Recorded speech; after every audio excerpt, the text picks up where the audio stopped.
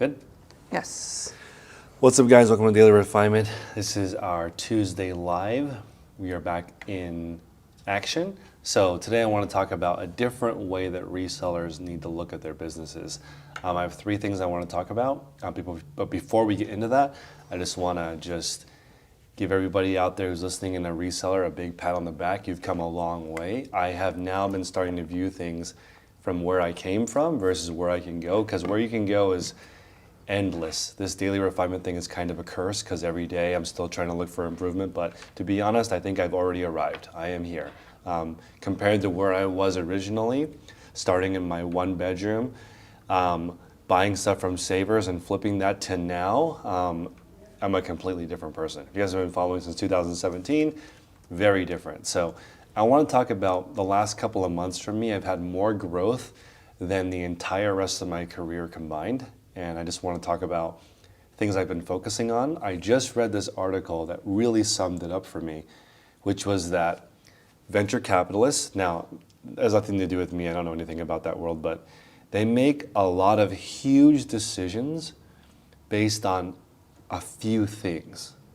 And a lot of people make lots of little decisions and they consider everything. And I think that's really a huge mistake. So what I would invest in as a reseller, as a person, as a human, as a father, as a son, as a brother, all that good stuff, there's just very specific things that I think help move the needle. And I'm going to go over those three things right now. This literally tripled my resale business. I feel like I 10x'd my marriage. My relationship with my kids is pretty good, and I think it's because of these three things.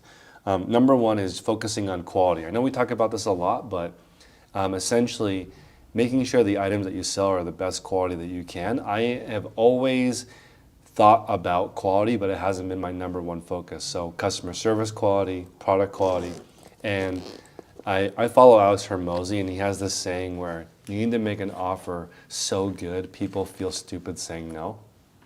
I'm not there yet on all my items.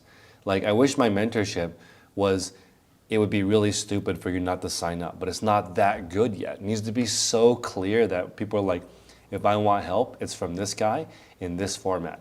Currently, I'm doing some occupational therapy because my wife gets that as a benefit at her job. So I'm taking the same like leadership training as like CEOs take, and it is hardcore. First off, they give you homework 3 times a week, which I've never had this much work I'm supposed to be doing on myself on this kind of schedule. So I have to like report back on what I'm eating, how much I sleep, childhood trauma with all the stresses at work, at home, mentally, am I where I'm at, where I want to be in my career, all these things, right? And if I don't do all these little things they make me do, I get charged $150 every time I don't do something. So it's like ridiculously accountability. The accountability is on point because if you screw up, they charge you $150 every time. They do not feel bad. Your credit card is right there. I haven't screwed up yet, but that's like, imagine everything we did was like that. Like, don't pay attention to your kid, boom, $150 they charge you. I mean, just like, so the accountability is so hardcore. And I think that the quality of my responses are so good because I'm forced to answer the questions. And I really do believe in the process of improving yourself and improving your business, improving everything to the point where these three things grow. So quality, number one. Number two is capacity. So I have done so much information on YouTube, and I know now where I want to go with this. It took me a little bit of time, but I'm reading this book right now called 10X is Better Than 2X, and it really helped me because to do 10 times what you're doing, you cannot do the same thing. To do 2 times what you're doing, you can just grind it. You can, instead of doing 10 listings a day, you can do 20 listings a day. Let's say you want to do 100 listings a day. That's very different. 100 listings a day versus 10 listings a day, you're not doing the same thing. You have different processes, you're selling different kinds of things. Your setup is more commercial. And I think this is where there's a disconnect with a lot of people who are listening to my channel. I know about all the different kinds of level of reselling. I consider the hobbyist consumer level reseller. Consumer resellers are actually spending more money than they're making. They're not really making a profit. They buy a brand new Dymo 4XL printer, brand new MacBook, rose gold desk, one clothing rack. They go to the thrift store 2 times a week. buy a couple things, share it on Instagram, they wear a couple things. That's the consumer reseller. Lowest, not the lowest person on the totem pole, but like the lowest profitability. It's just people who are actually spending more money than they actually make. I consider this a consumer level. For a consumer reseller, Dymo is fantastic, right? Now, if you look at what I call prosumer, this is mainly the people who listen to my YouTube channel. You're selling at least one item a day regularly, and you're more pro, you're making a profit. This situation is very different because the quality of your equipment and your space really does matter. If you have shelves that don't break and you can move around and reorganize, and if you have the correct photo station, you have all these things set up, prosumer is like you're kind of between pro and hobbyist seller. And this is like, for me, I had a Zebra printer. I had a Rollo printer and a Brother printer for Poshmark. I consider these like prosumer level products. And for most people, if you're selling under 500 items a day, those are great, right? But now that I have thousands of orders a day, Zebra printer, game changer, way better. But it's way more expensive. But the thing is, like, it never jams, it's perfect, it prints insanely fast. When you're shipping orders at a very high volume, it's nice to have something commercial level. I don't know if you guys have ever used a commercial thing. It's very different. I grew up in the restaurant industry. A commercial microwave, you can turn on all day. 30 seconds, 30 seconds, 30 seconds. Run it for 12 hours a day and it's fine. If you were to run your microwave at home, that often it would blow up. There's no way, it's not rated for that kind of capacity.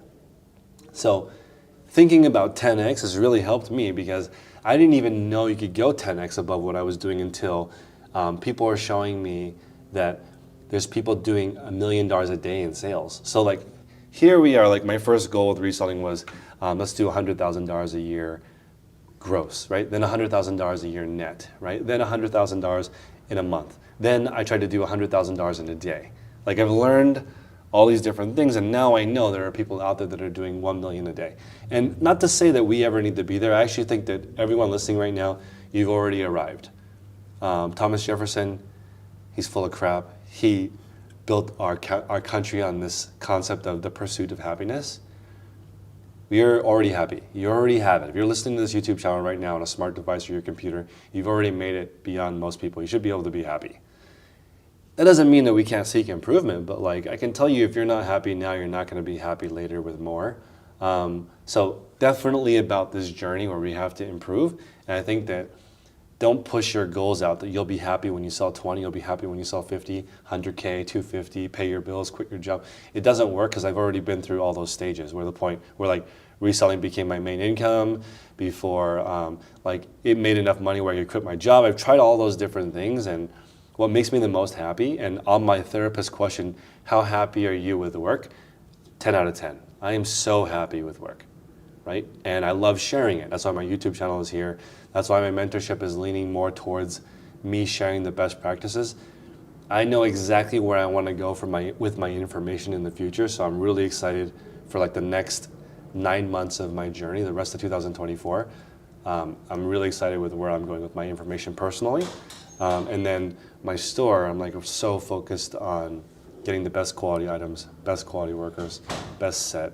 And once everything is the highest possible quality that I can go, this is where it comes to the final two things I want to talk about. So quality is big, but everything that helps me be more consistent, I am investing in, paying for, because it's been worth it. As you know, everything comes from doing something over a long period of time. So everything that helps me do it longer, I'm paying for. And that's not always money, right? Some of it is time, some of it's attention. Like for example, somebody sent me this clip of a kid who was like 3 years old, and they knew, hey mom, I'm sad. Today when I was at school, my friend wouldn't play with me, and I don't know why, so it made me sad. And I'm like, how does little person know that already? How are they in touch with they know that they're sad at that age, and why? That's incredible. There's adults that have no idea. So like, that is so powerful, and I want to make sure that I can ask my kids, how are you feeling? What's going on?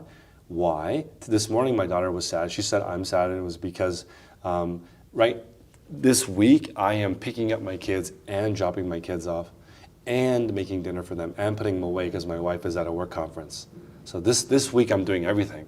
And my daughter is sad because she misses her mom. Makes total sense.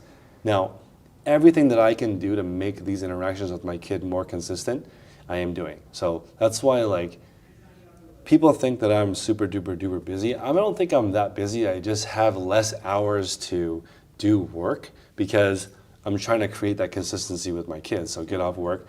I have a more hard cutoff than a lot of resellers in the sense that, like, I don't really work in the evening. My wife is like, what is the point of working for yourself if you have to work at night? Might as well just work for somebody else. You can just go home. We've already talked about this. Like, you make $40,000 a year to $40,000 to $70,000 a year. Usually, you are not having to go in after hours and fix something. Once you start making more money, your responsibilities go through the roof. Once you're an entrepreneur, and if you are a solopreneur doing everything by yourself, when I think small business owner, I think 7 days a week, 16 hours a day. Small business owner. When I think of small business owner, I don't think multiple vacations a year, work-life balance, yoga in the afternoon. That doesn't sound like a small business owner to me. If you get to a little bit larger, where you can afford a little bit of help, maybe, but even in that scenario, it's a little bit different. I think that what people are looking for is a type of reselling gig work, right? So, like, one of the ladies working for me, she was making about $1,500 a week working for me.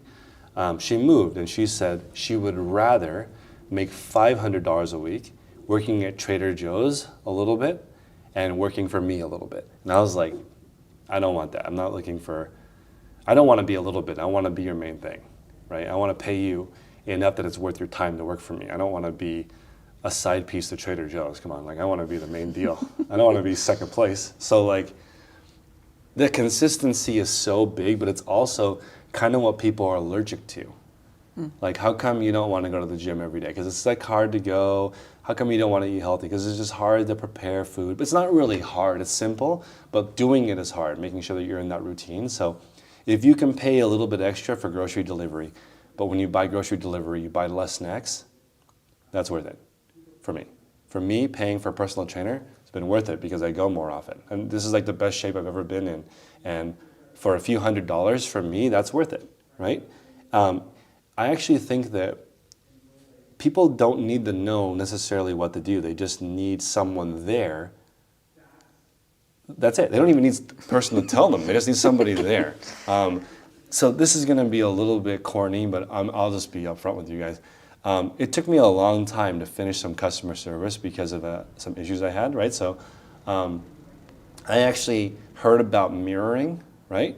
So I essentially paid someone to hang out with me for 4 days, and they didn't even do anything, but I finally got caught up on customer service emails. It took me 2 months to get out from this hole because last year I received 147,000 emails. It is insane how many emails I get. So now that I'm completely caught up, this video is jam-packed with ideas, guys. You guys know I really love Derek Sivers. He had a company that he sold for $22 million, and the company received 9,000 emails a day, and he responded to all of them by himself.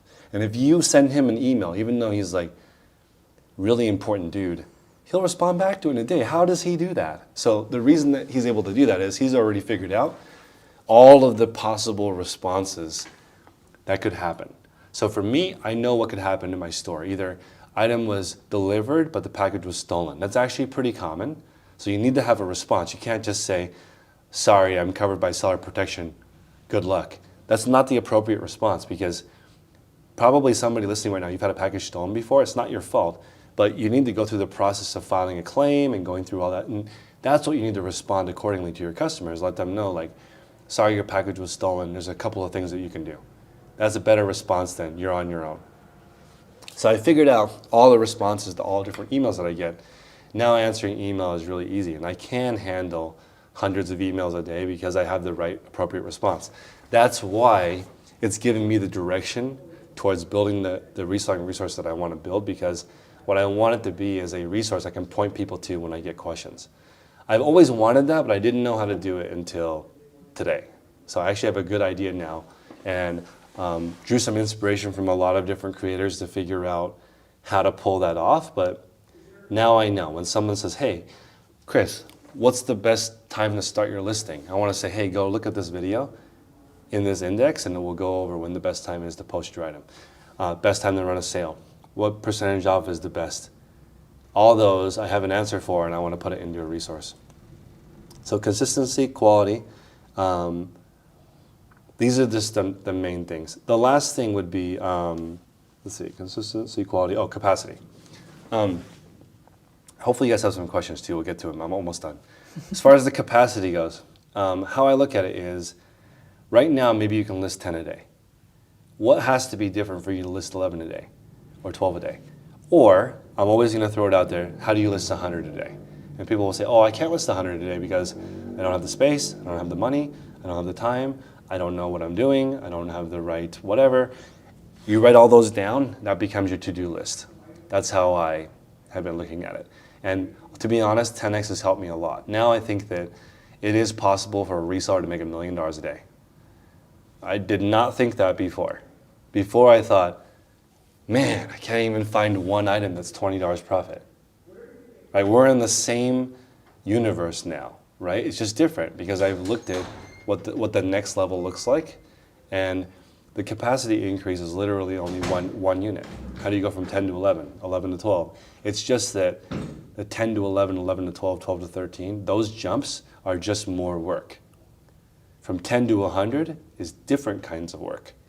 That's why it's helped me so much, because if you look at my customer service on whatnot, it's 99.96 positive feedback. 99.96, but I have 15,000 orders a month. So that's when you do all the math, that's 60 unhappy customers.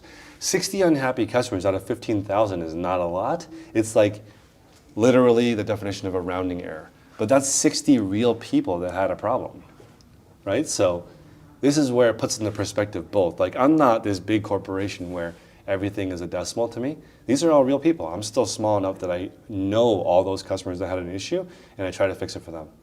So it's really interesting, guys. So capacity, consistency, and quality. You should make a lot of decisions based on those little tiny things. So, you can make millions of dollars with just these three ideas: consistency, quality, capacity. And so I was just talking to a friend earlier today, and he was like, I listen to a lot of stuff, and I don't think my capacity is going up. And I'm like, that's probably not that worth it to listen to that anymore, because it's not expanding your mind. Yeah, and I've been so selective. Since T-Mobile, I have Netflix through T-Mobile, and you get free Netflix. Since they added in ads, I don't watch Netflix anymore. So that's been an interesting game changer. At the environment change, but I hate ads. I feel like it's such a waste of time. If you're listening right now to YouTube and you're watching my channel, just pay the $16 for YouTube Studio. How is that not worth your time? You're a small business owner. You just sell one more item a month and it pays for it. There's no way that I'm watching a commercial every couple minutes for the entire month. Are you serious? The only reason I would do that is if I was writing ad copy and I want to learn what ads work. Otherwise, there's no way in hell I'm listening to commercials all day. A lot of people listen to YouTube all day, and I just think that you want to upgrade your life, just get the premium version. Skip those ads. Now we'll open up the Q&A. Hopefully that was useful information for you guys, but that's what I've been working on lately. Mm-hmm. We got a super chat from Jamie. Thank you, Jamie. Jamie, thank you. They say, love me some yoga in the afternoon. I love it. So regarding doing 100 items a day, yep. Some people have been asking about that. And so Pascal says, if you put online 100, I would be worried about packing and shipping after all those possible sales. I know. That's probably one of the biggest concerns is shipping. And yeah, it's I'll give you an example. In my Super Bowl show, I had something like 4,000 orders in one day, right? and that is like a logistical nightmare because it was around 10 pallets of packages, right? So even though I was completely ready this time, different people had different instructions and I had to have multiple pickups. It was actually pretty complicated to try to ship 4,000 packages in one day, and that's like to give you a perspective of that, that's like what a normal reseller would do in a year in one day, right? So like I broke all of the systems that like the post office couldn't handle it. They came multiple times. The equipment that they brought, I'm sure, damaged a couple of packages because we used some different size postal trucks. Yeah, it's like people say that they want all these sales, but then you have to also fulfill the orders. I learned a lot from that last show.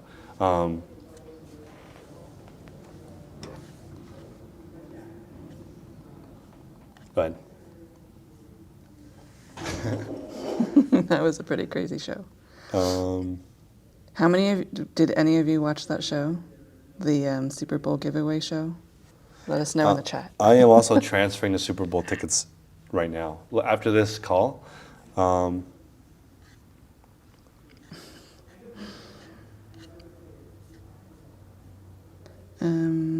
Let's see. John said, I just started reselling on Whatnot, a lot harder than I thought. I thought it would be easy to source, however, it's hard to find the good stuff like Skims, Free People, Revolve, etc. yeah, it's the same thing with like when I saw Katie Co start, and she was like, I only sell free people. I spend 24 hours a day looking for free people. That's a real thing. Like it's popular enough that you could just sell that one brand and be successful, but a lot goes into it. Like, it's not the only brand that does well on Whatnot, but it's one of many brands that would work. You could run it every single day. There's just enough demand for it. So everything is harder than it looks at first, but then with some consistency, it ends up being okay. Cute in Nature says, hi, my question is when a customer is sending back a package and wants a refund, but he or she damaged and sending back a different item, not the one I sold, how can I not accept to send a refund? You have to send at least 50% back if you have free returns on eBay. And I wouldn't worry about, that's not an important thing to worry about because return fraud is not significant to the point where you can't just move on from it. It is significant, like it's a lot of money, but it's not something that you can worry about it. Eileen says, question, what is the best time to list on eBay to ensure sales the very next day? Early in the morning Pacific Standard Time. So in my super document that I'm making for resellers, I'm going to explain why. Because the technical answer is you want to list your items when your customers are active so they can get that notification that a new item has popped up and what they're looking for. But there's more to it, so I want to put that in long form, show my work. John James says, question, hey Chris, sounds like you read a lot. What 3 books would you recommend I read to help with eBay or a business mindset in general? Number 1 is just going to be your own notes from the day. You got to do that. I'm not that smart, so I have to write things down and look at it. Otherwise, I have no idea. I can't visualize or conceptualize anything. I actually consider myself a very bad entrepreneur. I'm a pretty good employee. So like I work for my own company. I think you guys know that, but I work for Daily Refinement Inc. and I have this list of things I'm supposed to do at work. Like I'm supposed to do a live every week on YouTube. I'm supposed to make a YouTube video every week. I can follow those instructions. So number 1 would be to read your own instructions. Mindset, I would say the main ones are like Laws of Success by Napoleon Hill. I like the compound effect.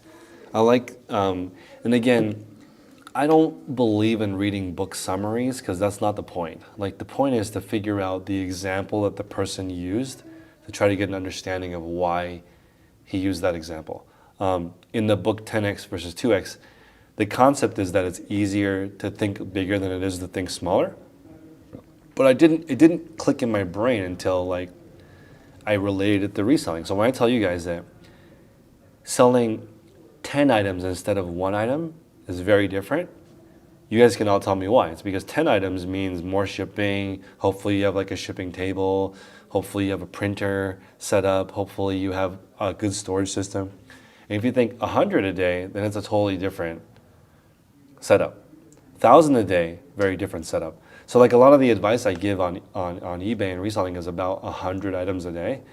And people get thrown off because they're like, it doesn't apply to me, I'm small. It does apply to you, it's the same. It's actually easier. It's easier to have a 100 a day system than a 1 a day you do something different every time. That's not easy, in my opinion. 1,000 a day, it better be really clean. Otherwise, how can you even do that many things? And then the final book I would recommend is maybe Work the System. That helped me a lot too. It made me realize that everything is a system. And I cannot tell you how useful this therapy that I'm doing is. It's from this company called Lyra. I don't know if you guys have heard of Lyra. Lyra. Dude, it's like insane because they'll say something and there'll be a little link that you can research the topic on your own. This is how cool it is because they're like, don't take our word for it. You do your own homework. We say you should drink water every day, but don't take our word for it. Read these 100 articles for why water is good. And I'm like, damn, that's like really useful. They don't just say things, and that's what inspired me. Like, I gotta have way more evidence in the stuff that I'm writing. So when I say list earlier in the day has better effects, I'm gonna link to something that shows that. I don't want to just say things without more evidence stuff because this therapy thing that I'm doing is like so hardcore. They're like, you went to the doctor. What did the doctor say? And I'm like, oh, here's my lab results from my blood work. And they're like, blah, blah, blah, go to section D, blah, blah, blah, go to section A, blah, blah, blah, exhibit 4. And I'm like, man, there's nothing new under the sun. This guy looked at me like a number. He's like, you're human type 649. You walk over here and get your form. So I'm just a number to him. Eileen is asking, what's your opinion on stock photos for your listings? Don't use stock photos. They don't belong to you. And they don't give the customer a good representation of what the item is like. Wild Athletics says, do you weigh all of your whatnot items before you sell them since it's hard to change weight after a sale? I don't. I go 5 pounds or less on my lots. And you just estimate it then? Oh, I just estimate it. So I have a pretty good idea of what's 5 pounds. It's usually 2 pairs of shoes with no box. It's a 4 something. And 5 pairs of jeans if they're women's, 4 pairs of jeans if they're men's. Jackets, 2 jackets are usually under 5 pounds. Sweaters, 3 sweaters is usually under 5 pounds. Cosmetics are kind of complicated because they're about 8 ounces. So it's around 10 items can go in one lot. And I sell by dimensional. I sell by dimensional size. So about this much worth of stuff. A basketball worth of stuff is 5 pounds of clothing. So I don't weigh anything because of that. I haven't had any issues with the post office. Mm-hmm. So you learned that just from experience because you have had a lot. I learned that from experience, and if you come to my shop, all of my shipping racks are built on that dimensional size. Yeah. It's because it makes it easier to visualize. It's hard to, like, if it's bigger than that, it won't even fit in our cubby, our system. Mrs. Shepard says, what kind of buyers do you block? I guess I block any kind of hate speech, anything graphic, anything related to fraud. I don't block people for lowballing anymore. That's petty. But yeah, typically if you get a customer that opens up multiple returns with you, I'll block that customer, even if they seem like buyer's remorse. I just don't want that customer in my wheelhouse. I was going to ask you guys this morning, I was asking, would you rather have a customer who has the best of the best and they pay full price and don't really ask questions? The person that came up with this morning was Miss Feathers, has a holiday party, and she garners the world's greatest artifacts for her Christmas party. Or do you want like Bobby, who has a Thanksgiving party next week and hasn't planned anything and he's paying full price for everything because it's last minute? I think both those customers are fantastic. I don't want the customer that's like, I got to compare your item with 19 other items to see who's getting the best deal. Frasita says, hello, question. What do you think about adding extra hashtags in the description, not the title? I don't think it's necessary. It's like very, very small percentage of things that I wouldn't worry about. So for most listings, it's going to be title structure, title, keywords in the title, not in the description, item specifics, price, shipping price, return policy. That's like the big ones. Get those right, don't even need to run promotions.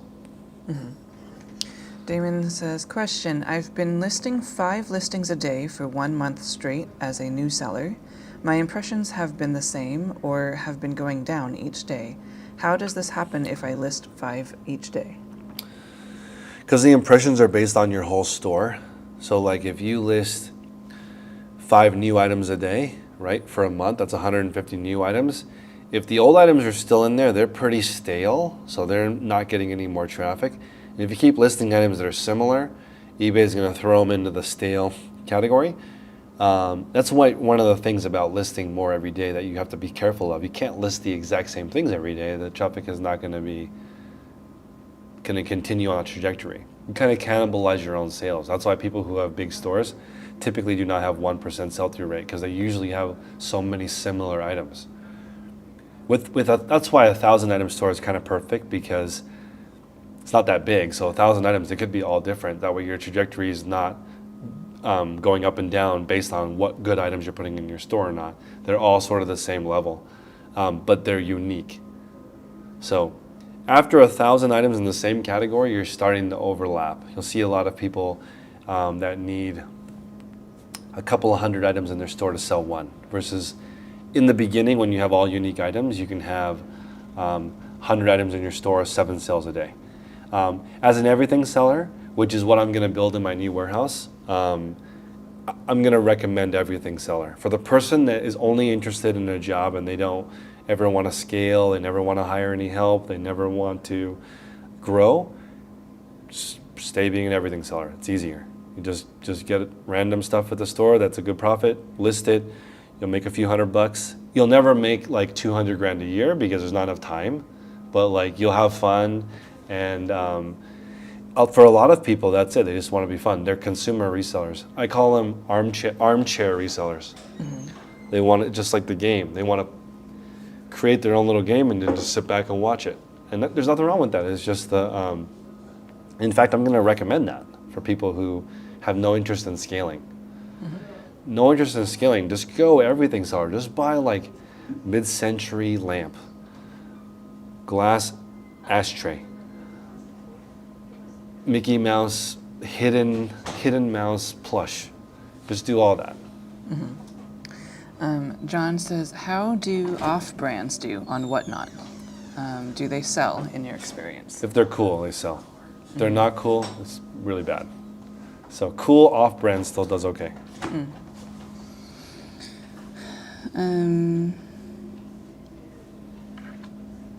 JP Max says, my biggest thing is if I do 100 items, how do I make a storage system for that? I like listing, but I'm not good at storage.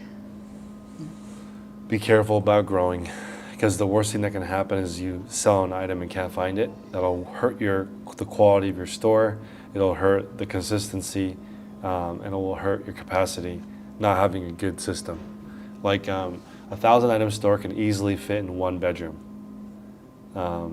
So you maybe message me for help if you have any questions. You could look up my inventory system, but like, please don't resell without an inventory system. It's so much harder and unnecessary pain.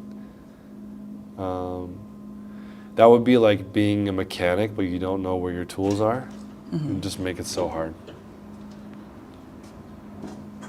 Michelle says, Chris, folks should not look at it as items per day and look at it instead as dollar amount listed per day. I make sure I list $250 every day regardless of how many items it is. Helps me to do it that way. I think it doesn't matter as long as your capacity grows. You could look at it 100 items a day to 200 items a day. Probably make more money at 200 items a day. $250 listed, probably make more money with $500 listed. To me, it's the same. It just, your capacity, however you want to look at it, makes sense as long as it grows. I guess ultimately you could be like profit listed, right? Don't care about any other number. Profit listed, $1 profit, tomorrow $2 profit, keep growing.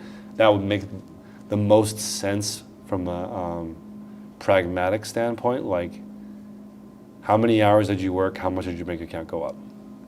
That's what a normal job is. You go to a job, how much they pay you at the end of the week? Are you on salary? Are you on commission? Are you hourly? That's how I would look at it. But I do like the amount listed per day. It's just that sometimes people list one good item and take the rest of the day off. And I'm not about that life. I like the consistency. Vanessa says, would you do calculated shipping for shoes or flat rate? I personally would do $9.99 shipping, flat, no matter where it goes. I would eat the loss when it goes further away, and I would not return the money when it sells close. So it evens out. Rosa's Resources says, what do you think about selling on Amazon? I love it. It's the biggest platform in the world. It's the #1 customer service company in the world, in my opinion. Can you imagine how insane it is to order something and it comes the same day? Like, has anybody in the chat ever ordered something from Amazon and it arrived in the same day? How is that even possible? So like, if you can sell something on that platform and get something to every single warehouse and they can deliver it to your customer in 4 hours, please do that. I'm not smart enough to figure out how to be an Amazon seller. That's complicated. It's so competitive.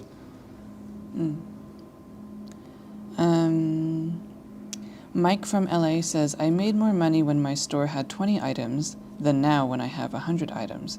What should I change? Thank you for sharing your experience. The 80 items in your store that are not productive. It's not about the number. I didn't say number of items in your store. I said capacity. So you have to have quality and capacity. Yeah. So 100 junk items. I have this theory that like most people just acquire and get rid of junk their whole lives.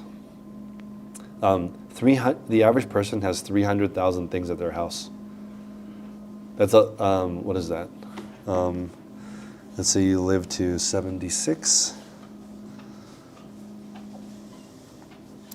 That's 10 things a day you acquire your whole life. That's crazy. But it's not hard. Like if you go on a trip, you come back with a few things. You go to the grocery store, come back with a few things. Pick up something at the grocery store. If you have a thrifting habit, oh boy, better be getting your storage unit ready, because people who have a consistent thrifting habit but not a selling habit, they're in trouble. You're gonna be netting 2 items a day for a whole year. You guys remember Ellie, the lady that I sold her death pile? She accumulated 7 items a day for 3 years. Did you list any of those things? I didn't list any of them. I mean, her. Did she? No, she listed 1 item. She acquired 7,600 items in 3 years. Listed 1 item. Poorly. I remember that. That was interesting. I've seen some things. Charm City is asking, what is a junk item? An item that doesn't sell for the profit you want and the time you want. They also say, I need help with the accounting data processing side. I have a spreadsheet, and I may not be gathering the data I need to help me financially understand where I'm at. This is perfect. You ready? So on Thursdays, every single Thursday now, I have Cheryl in my group. She's an accountant. So in the morning call, please come. We do it every single week on Thursdays, and you can ask her. You can ask a CPA how to do it. I think numbers are the most important thing. Every single week, we're going to be tracking specific numbers: how many items sold, how many items listed, how much money, average sale price, how much money did your bank account go up every single week on Thursday. So please come, ask her. She's a pro. I cannot give you financial advice. Consider my advice entertainment. You can find it at dailyrefinement.com. Yep. Right? Yeah. The Love Connection says, if your death pile is not that good, Do you list it and not source, or do you continue to list plus source good items? I think you list it at a price that it's going to sell. So like if you have a junky item, let me give you an example. This water bottle, I would consider junky. It is $30 brand new. I used the one with the little scratch on it. This, if I was trying to sell it, $2. I'm not gonna list it for $12.99 and wait. I'm gonna sell it for $2 and get my $1 after fees and move on to a better item. Because otherwise, people have a whole store of this listed at $15.99. Even though it's a good deal compared to a new one at $30, I don't think people are doing it. John says, do you do all of your own sourcing, or do you have employees that do that? 100% all my own sourcing. Let's go. That's like the majority of my job. Yeah.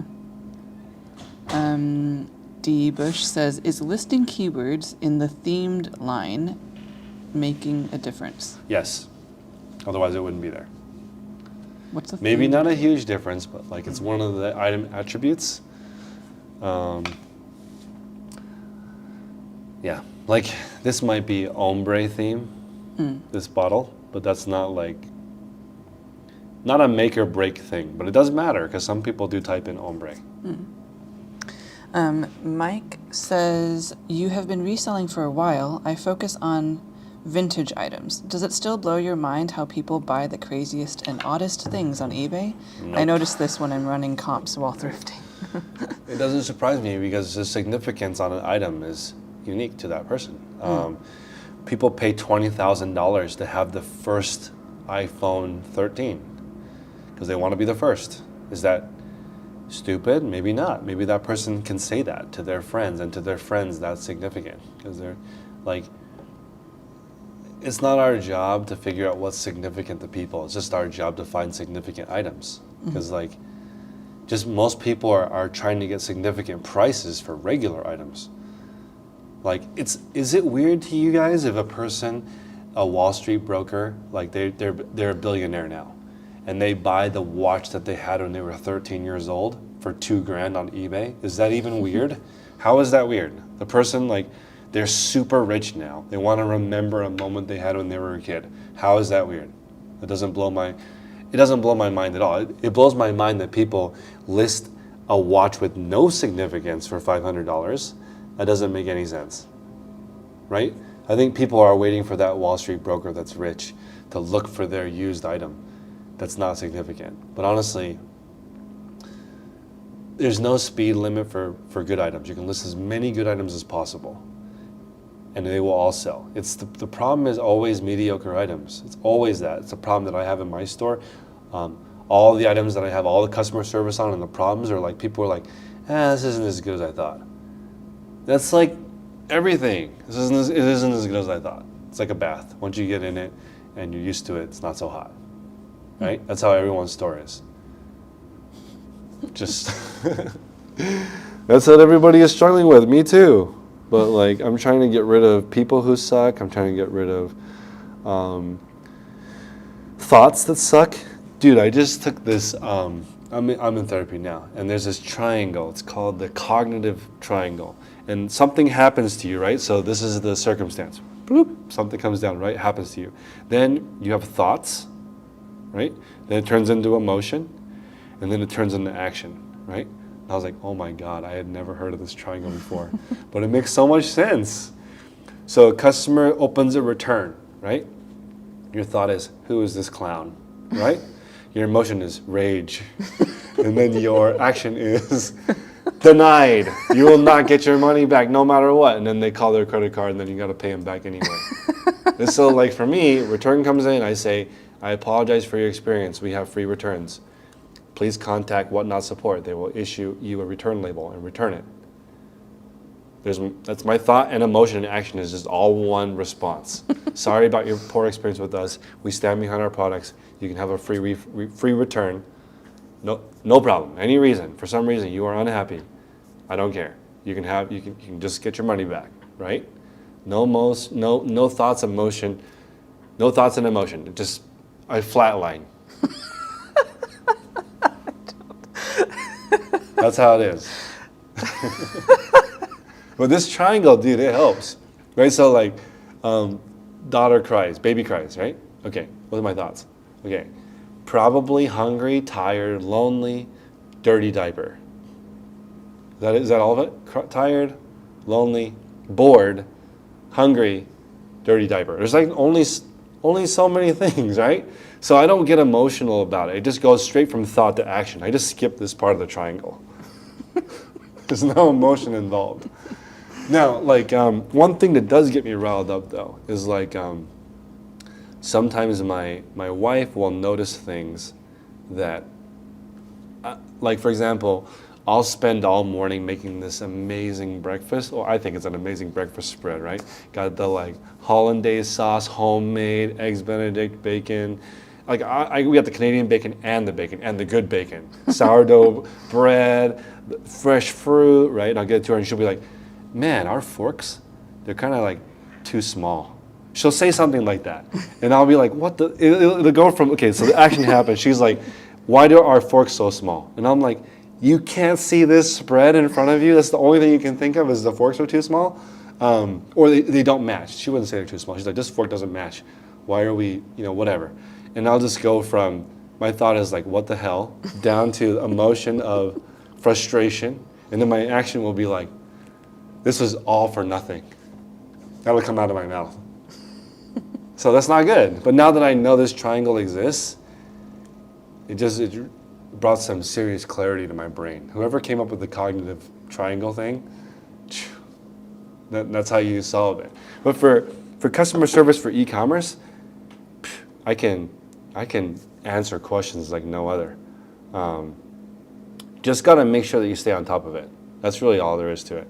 Any customer service problem that comes in, if you address it right away, it's no longer a problem. You let it sit and fester, it'll turn into a nightmare.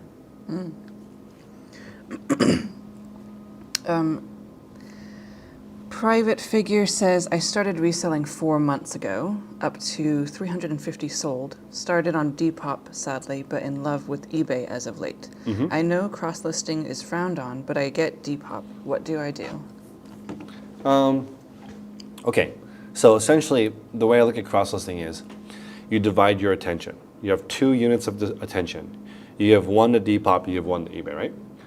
Generally, right, if you put 2 into one avenue, you're going to be going a lot further.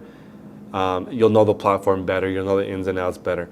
But a lot of people like to cross-list, so I'm not here to tell you not to do that. The way to properly do it is to make sure you have a system to delist and relist. That's all. You just need one more system for handling cross-platform management. How do you list, sell, and get items onto one platform? As long as you have that set up, that's how you would cross-list. Just make sure you have your ducks in a row. And for me, the reason why I don't do that is because of this, 2 different platforms, does not increase my capacity. I don't know if you guys were remembering my conversation from earlier. One item on 2 platforms is still one item. I would rather do 2 items on one platform. So I don't know if that makes sense, but I keep getting roasted for my cross-listing ideas, but I just feel like 2 items, I'd rather have 2 items on one platform than 1 item on 2 platforms. That's it. SoCal says, thanks, Chris, for all you do. What do you think about eBay laying off 1,000 employees? Is it simply the normal course of business or something more? I think it's a normal course of business. I think things are getting so efficient. Like, companies are going to get smaller and smaller and make more and more money. I think that you can reasonably do 500,000 to 750,000 revenue per employee, and every company, they just grow when they're expanding, and then when they get to that point where everything's working, they just trim a little bit down. And yeah, I just feel like it's not a big deal. 1,000 people is not significant. It's not a huge layoff for eBay. eBay is massive. That's not even 10%. The Love Connection says, do you use brand color names like cream or sand, or do you stay within standard eBay colors? I have both, unless it's ivory. I don't use the word ivory, but I use both. Some people search by cream. Some people search by off-white, beige, brown, light brown, sepia. People are going to look for whatever color they're looking for. Yes. So does it depend on the item then that you I decide? always recommend using both. Oh. The only words you can't use are trademarked words like Velcro or onesie. But otherwise, I would use the actual brand color. Because, for example, there's these Jordan 1s that I like that are varsity green. The color is varsity green, but they're gray. What? Okay, so like if you look up the color, the shoes are red and gray, and the color is varsity green. So what you want to do is in the drop-down menu, you put red because they're actually red, and then put varsity green in the title. It's really annoying, but that's like the recommended way to do it, in my opinion. Do not put green if the shoe is not actually green. This is a really good example. You guys ready? This is really frustrating to me. What color is key lime? Hopefully people will tell us in the chat. What color is key What lime? color is key lime? Can you airdrop me those photos to my phone too? Do you mind? Oh, yeah. The ones for the shoes? I'm just curious, because it's really frustrating to me when the brands have colors that don't match. Yeah, that's really weird. I don't understand why they Thank you. would name it like a color, but then it's not even that color. I know. This doesn't make any sense. Here we go. You guys ready? Okay. Alejandra says cream, and Amber says green. The Love Connection says green. Lisa says light green. All right, you ready? This is what this company This is says. key lime. What color is this? Wait, hold on. You know, Focus. they see it? Oh, okay. This is key lime to this brand. Interesting. It's not key lime. It was definitely a yellow. Yeah, it's definitely yellow. Yeah. Interesting. Right? So you got to put like an asterisk by green key lime in the title and be like, yo, it says key lime, but it's actually yellow. Yeah. Interesting. Yeah, it is what it is. Actually, when I was looking at that shoe, when I was taking pictures of it, I thought lemon. So Yeah. kind of citrus themed, but not But key lime necessarily. That's like saying this is key lime. It's not key lime, it's yellow. Some people say that's banana. See, that's banana, and this just doesn't make sense. But you have to use both because people are like, yo, I really like that key lime colorway. And it's this one. Yeah. Yeah. So, and it is honestly, of the shoes that I bought, it's an attractive one. I do like that one. Yeah, I do like that one too. Lisa says key lime is a fruit. It is the member of the lime family. But it's not yellow. Yeah. Wait, Mike let me says look it up. banana pudding shoes. Key lime. Oh, I didn't know it was an actual lime. Yeah, I always think of key lime pie. I keep thinking of key lime pie. But I guess it is a specific. But when you Google key lime, it only pulls up the pie. Is that because it's just so... Associated with that Oh, okay, I got you. dessert. I guess key lime pie is kind of yellow, Yeah. right? Yeah. I still don't think it's key lime. I'm not okay with that colorway. It doesn't make sense. I prefer when they do something like Citrus Blast. That's makes me want to buy. This brand that I just bought is really frustrating because their codes don't mean anything, and I don't like that. It's pretty confusing. AD1 is their model. It's like, well, you have to call it that. Like, call it something more interesting. They have, for example, the AD1 is like a hit trainer. Why don't they just call it the hit trainer? Why is it AD1? It's so confusing. Call it the hit trainer 1. Anyway, it doesn't frustrate me when things sell for a lot of money. These kinds of things frustrate me. Let's see. Some more questions came in. These brand colors. Okay, that's what we were talking about. Time Money says, is it best to run ads or a markdown sale? Ads can be wrote off and sales not, if I'm not wrong. Is it better to do? Ads or a markdown sale? It's the same. So if you do ads, it's the same net, but different results. So let's say that you do a 10% ad on a $100 item, right? Everybody following. Sell the item for $100. You pay eBay or whatever platform, Amazon, whatever. You pay them an extra $10, so you get $90. Does that make sense? If you discount it to $90, you also get $90. The customer gets a better deal. But if you give eBay their ransom money, they show more people the item. So it ends up being the same to you, but for the customer, I'd rather give them a markdown. That's why I love Whatnot. But honestly, guys, tell me in the chat what's better, ads or a markdown? It's kind of a trick question. As a seller or as a consumer? As a seller. Oh, as a seller. What's better, an ad or a coupon? It's the same answer for the buyer too. What's better, an ad or a markdown? What do you guys think? What do you guys think? There's a delay, so it'll take there's a a bit of a moment. delay. Well, we'll just get into it because there's a bit of a lag. The answer is both. You want to run a markdown and ads and have a coupon. Right now I'm doing that on Whatnot. I have a coupon. Go to my Instagram bio to get 20% off. The code is on my Instagram. It's also a way to get people to go to my Instagram and follow me. Coupon. I pay for promoted shows all the time, so I pay for the placement. I do markdowns like crazy. I start everything at $1. So I mean, I want all the buyers and do all the things to get as many buyers as possible.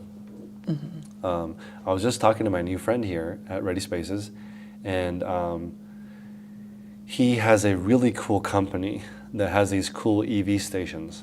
And he was trying to explain it to me, and I'm like, I am way too dumb to understand why your EV stations work. Can you just give me like if you're explaining it to a dumb person? He's like, well, okay, we make EV stations for apartment buildings. I'm like, oh, okay, I get it. That means if you have an electric car at an apartment building, you can plug it in. I can understand that. But the way he was talking, whoosh over my head. Like all the technology stuff he was talking about, I don't understand. So I feel like when you're talking to your customers, you know what customers understand? Cheap, discount, it's in front of me, right? You pay for the ad, it shows up in front of their face, right? And they're like, ooh, this was $100 as a strike through. It's only $80 now? Okay, I'm paying attention. Oh, today only there's a 50% off coupon? Okay, I'm listening. So you got markdown, coupon, and the ad. I mean, I told you guys that half of Coca-Cola sales are the end cap. Half of Coca-Cola sales, people don't even want it. They just buy it because it's there. Right? I never drink yerba mate, but it's one of the drinks in this vending machine. I would have never drank it unless it was there. And they keyworded me. They put sparkling grapefruit ginger on it, and it sounded good to me. So I really bought it for the keyword. Everybody, are you catching on to how search works? Because like, I don't care about guyaki, but that's something that somebody cares about. So does it matter to put that? It does, because for some person it matters.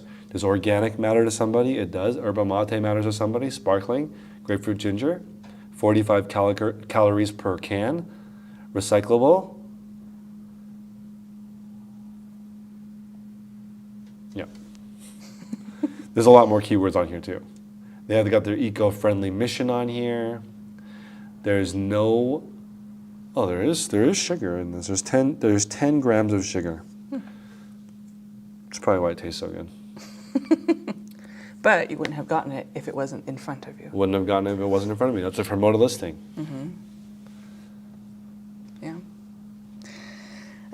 Damon says, question, if I have items that haven't sold and with low traffic within a month or two, for example, should I do a markdown on those items considering I can't do anything more to improve that listing?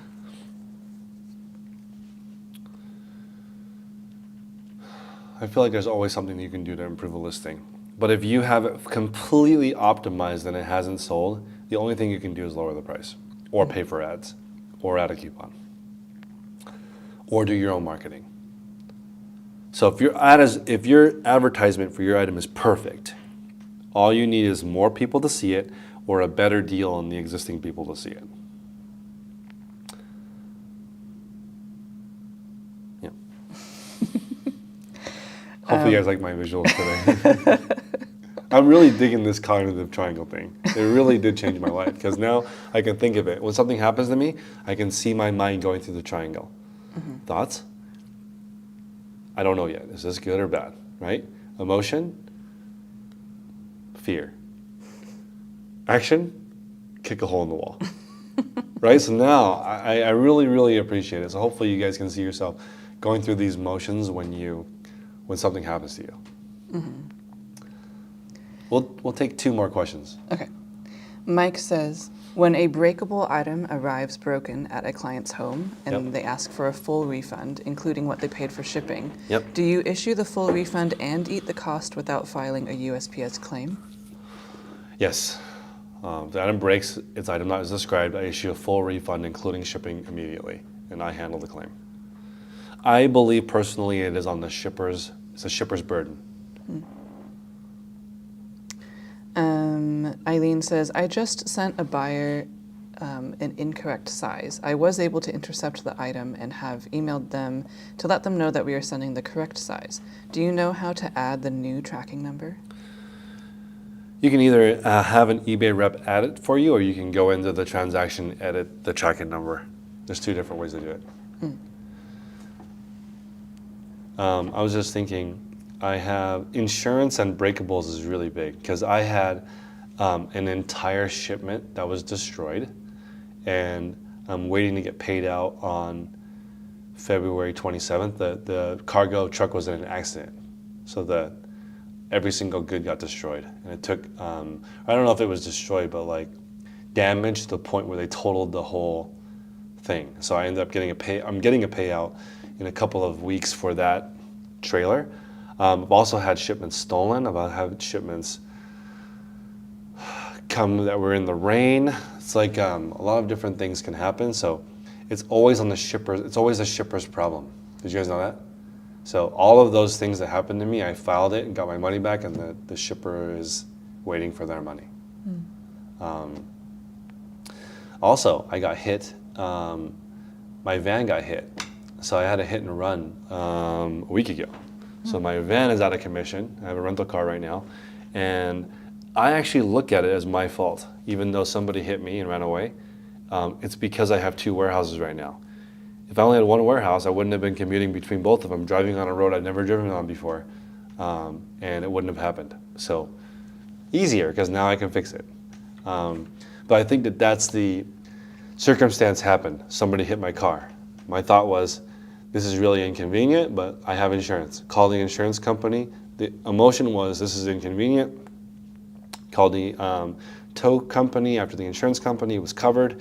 Had the tow company take my car to the mechanic. I got a Uber to my rental car place. Got a rental car, continued on my day. I mean, what can you do? I can't control somebody hitting me. It's inconvenient, but it's not something I can do. And then I think we'll call it. Thank you, everybody. I'm going to make a video today on what to do. I have this like extreme plan to do if people's sales are slow, and I want to document the whole thing, and that'll be the video that you guys see next week. So I appreciate everybody. Until next time, make progress daily. If you need more help, join the Patreon group, patreon.com/theresourcepodcast. You can access all that on dailyrefinement.com.